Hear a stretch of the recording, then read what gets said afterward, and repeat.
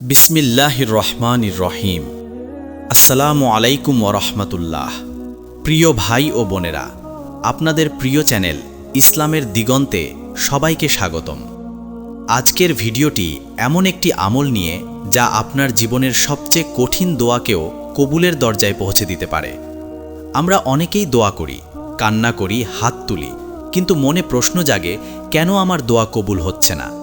কেন এত কষ্টের পরও আল্লাহর পক্ষ থেকে সাড়া পাচ্ছি না? প্রিয় দর্শক, আজ আমরা আলোচনা করব সেহরির আগ মুহূর্তে আস্তাগফিরুল্লাহ পড়ার এমন 3টি নিয়ম নিয়ে, যা কুরআন ও হাদিস দ্বারা প্রমাণিত এবং যার মাধ্যমে দোয়া কবুলের বিশেষ সময় ও অবস্থা সৃষ্টি হয়। আল্লাহ তাআলা আল কুরআনে ইরশাদ করেছেন, ওয়াল মুস্তাগফিরিনা বিল আসহার, আর তারা সেহরির সময়গুলোতে ক্ষমা প্রার্থনা করে। সূরা আলে ইমরান 3:17। দেখুন, এখানে আল্লাহ নিজেই বিশেষভাবে সেহরির সময় ইস্তেগফারের কথা উল্লেখ করেছেন। অন্যদিকে সহি বুখারী ও সহি মুসলিমে বর্ণিত আছে, রাসূলুল্লাহ সাল্লাল্লাহু আলাইহি ওয়াসাল্লাম বলেছেন, ইয়ানজিলু রাব্বুনা তাবারাকা ওয়া তাআলা কুল্লা লাইলাতিন ইলাস সামাঈদ দুনিয়া হিনা ইয়াবকা থুলুসুল লাইলিল আখিরু ফায়াকুলু মান ইয়াদউনি ফাআস্তাজিবা লাহু। প্রতি রাতের শেষ তৃতীয়াংশে আমাদের রব দুনিয়ার আকাশে অবতরণ করেন এবং বলেন, কে আছো যে আমাকে ডাকবে, আমি তার ডাকে সাড়া দেব। সুবহানাল্লাহ। এমন সময় যখন আল্লাহ নিজেই ডাকছেন, কে আছে যে চাইবে? আর আমরা কি তখন ঘুমিয়ে থাকব, নাকি সেই সময়টাকে বদলে দেব জীবনের মোড় ঘোরানো মুহূর্তে? আজকের এই ভিডিওতে আমরা জানব সেহরির আগে কিভাবে, কতবার, কোন নিয়তে, কোন অবস্থায় আস্তাগফিরুল্লাহ পড়লে দোয়া কবুলের রাস্তা প্রশস্ত হয়।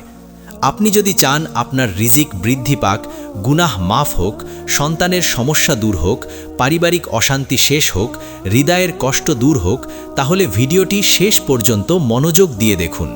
কারণ প্রতিটি পয়েন্ট কুরআন হাদিস ভিত্তিক এবং বাস্তব জীবনে কার্যকর।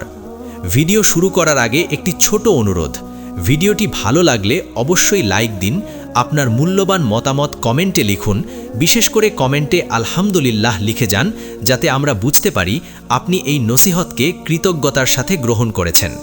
এছাড়া ইসলাম প্রচারের নিয়তে ভিডিওটি শেয়ার করুন আপনার বন্ধু ও পরিবারের মাঝে, এবং আমাদের চ্যানেল ইসলামের দিগন্ত সাবস্ক্রাইব করে পাশে থাকা বেল আইকনটি অন করে দিন, যাতে প্রতিদিন এমন ঈমান জাগানো ভিডিও সবার আগে আপনার কাছে পৌঁছে যায়।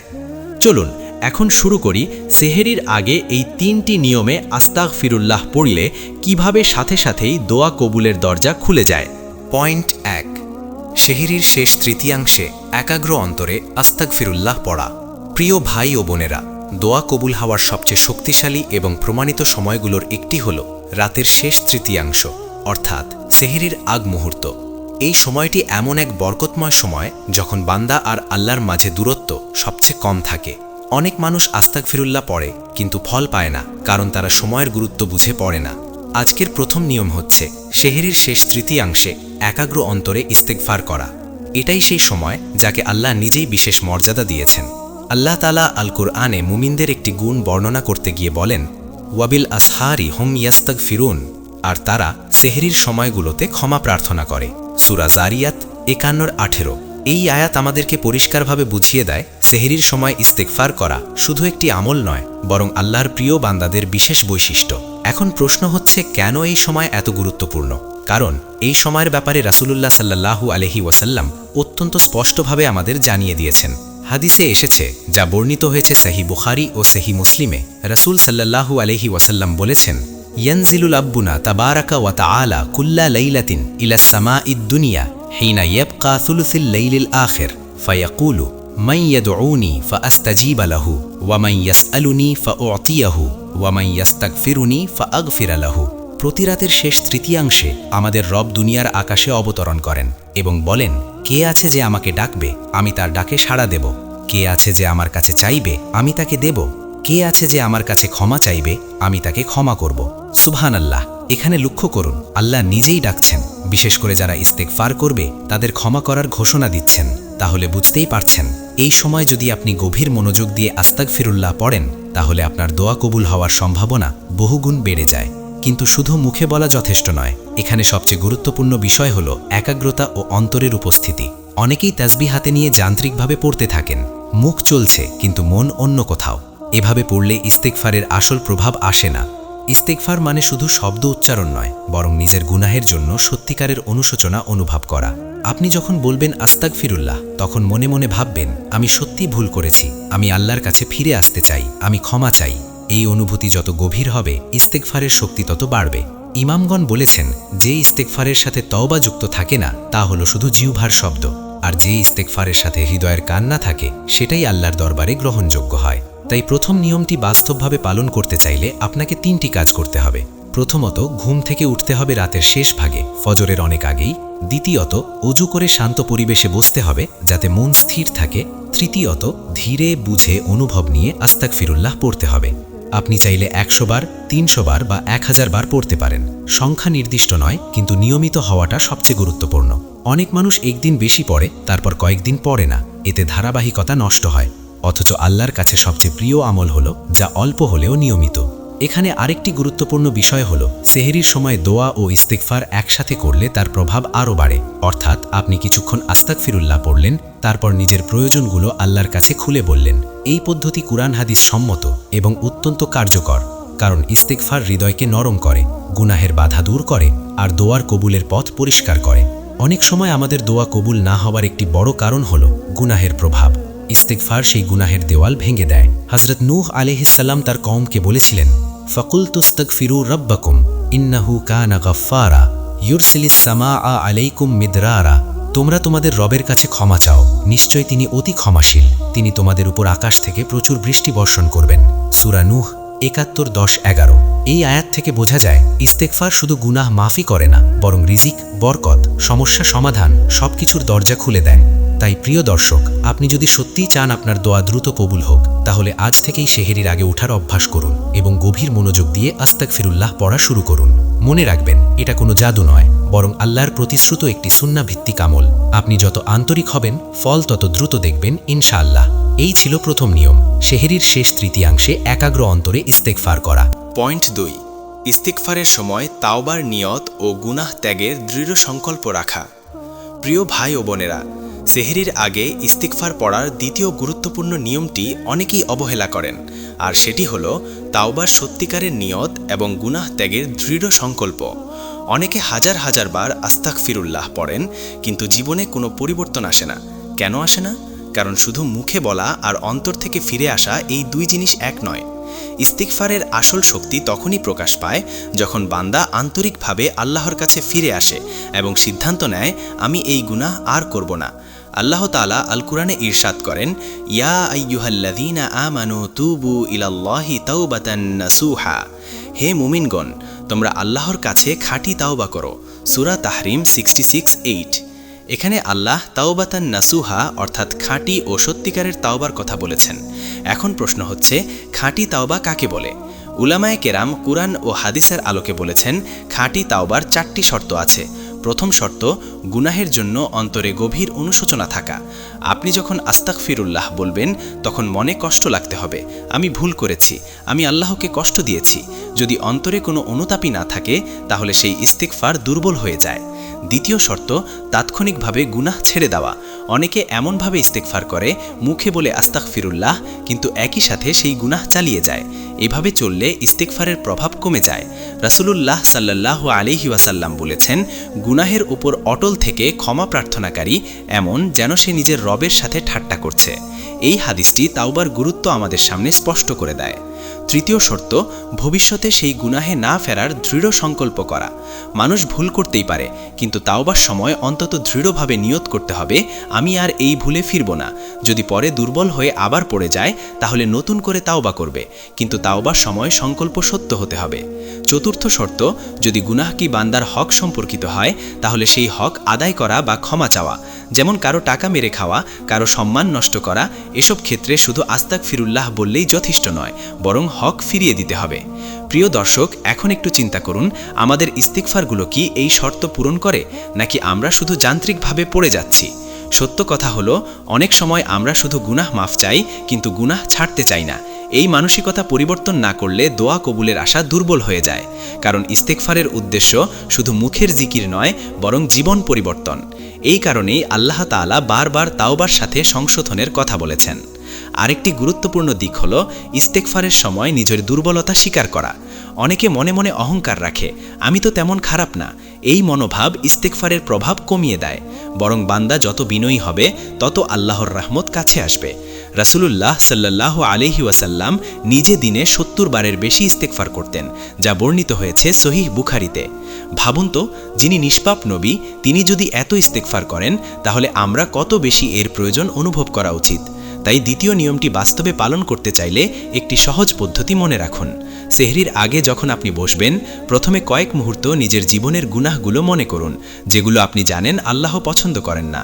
তারপর গভীর অনুতাপ নিয়ে ধীরে ধীরে বলুন, আস্তাগফিরুল্লাহ রব্বি মিন কুল্লি যামবিন ওয়া আতুবু ইলাইহ। চাইলে চোখে পানি আনার চেষ্টা করুন, কারণ অন্তরের কান্না দোয়া কবুলের শক্তিশালী মাধ্যম। তারপর মনে মনে প্রতিজ্ঞা করুন, আমি এই ভুল থেকে ফিরে আসতে চাই। প্রিয় ভাই ও বোনেরা, মনে রাখবেন আল্লাহর দরজা সবসময় খোলা। কেউ যত বড় গুনাহগারী হোক, সত্যিকারের তাওবা করলে আল্লাহ তাকে ফিরিয়ে দেন না। আল্লাহ বলেন, কুল ইয়া ইবাদিয়াল্লাযীনা আসরাফু আলা আনফুসিহিম লা তাকনাতু মির রাহমাতিল্লাহ। বলুন, হে আমার বান্দারা, যারা নিজেদের ওপর জুলুম করেছ, তোমরা আল্লাহর রহমত থেকে নিরাশ হয়ো না। সূরা জুমার 39:53। এই আয়াত আমাদের জন্য আশার আলো। তাই আজ থেকেই সিদ্ধান্ত নিন, আমি শুধু মুখে নয়, অন্তর থেকে তাওবা করব। সেহরির আগে ইস্তেগফার পড়ার সময় গুনাহ ছাড়ার দৃঢ় সংকল্প রাখব। ইনশাআল্লাহ আপনি নিজেই আপনার জীবনে পরিবর্তন দেখতে শুরু করবেন। এই ছিল দ্বিতীয় নিয়ম, ইস্তেগফারের সাথে খাঁটি তাওবার নিয়ত ও গুনাহ ত্যাগের দৃঢ় সংকল্প রাখা। পয়েন্ট ৩, ইস্তিগফারের পর বিনয় ভরে দোয়া করা ও আল্লাহর উপর পূর্ণ ভরসা রাখা।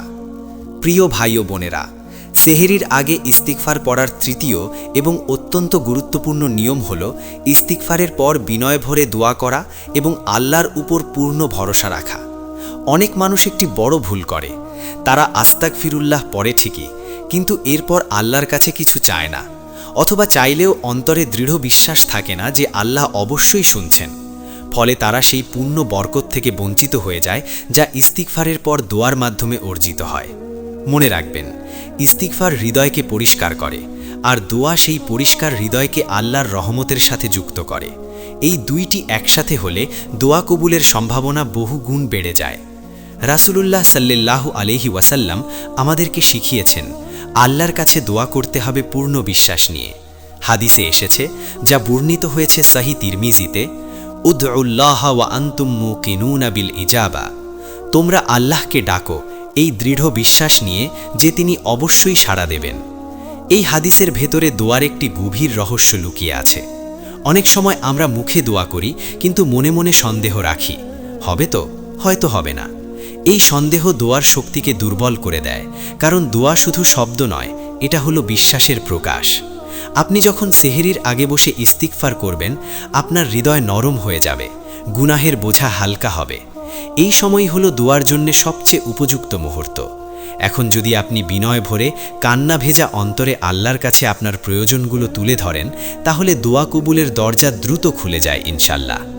আল্লাহ তাআলা আল কুরআনে ইরশাদ করেন, ওয়াকালা রব্বুকুম উদউনি আস্তাজিব লাকুম। তোমাদের রব বলেছেন, তোমরা আমাকে ডাকো, আমি তোমাদের ডাকে সাড়া দেব। সূরা গাফির 40-60। এই আয়াত আল্লাহর পক্ষ থেকে একটি স্পষ্ট প্রতিশ্রুতি। কিন্তু এখানে একটি শর্ত লুকিয়ে আছে, ডাকতে হবে আন্তরিকভাবে, বিনয় ভরে এবং বিশ্বাস নিয়ে। এখন প্রশ্ন হচ্ছে, সেহরির সময় ইস্তিগফারের পর দোয়া কিভাবে করবেন? উলামায়ে কেরাম একটি সুন্দর পদ্ধতি উল্লেখ করেছেন। প্রথমে কিছু সময় আস্তাগফিরুল্লাহ পড়ুন, যেমন 100 বার বা তার বেশি। তারপর দুরুদ শরীফ পড়ুন, কারণ দুরুদ দোয়া কবুলের একটি গুরুত্বপূর্ণ মাধ্যম। এরপর 2 হাত তুলে আল্লাহর কাছে আপনার প্রয়োজনগুলো খুলে বলুন। এই সময় কৃত্রিম ভাষা ব্যবহার করার প্রয়োজন নেই।